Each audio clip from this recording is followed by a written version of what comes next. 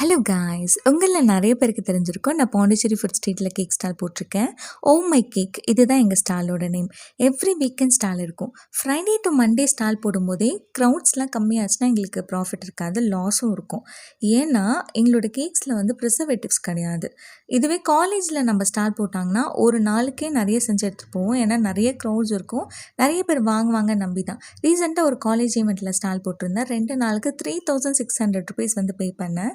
ஒரு ஸ்டால்க்கு 2 கேக் ஸ்டால்லாம் நம்ம எக்ஸ்பெக்ட் பண்ணலாம். ஆனால் அங்கே 4, 5 கேக் ஸ்டால் இருந்துச்சு. பசங்க யார்கிட்ட வாங்குவாங்க? நாங்கள் பட்ஜெட் ஃப்ரெண்ட்லியாக வைக்கலைன்னா யாருமே வாங்கியிருக்க மாட்டாங்க. இங்கே பிரச்சனையே 4, 5 கேக் ஸ்டால் இருந்தது தான்.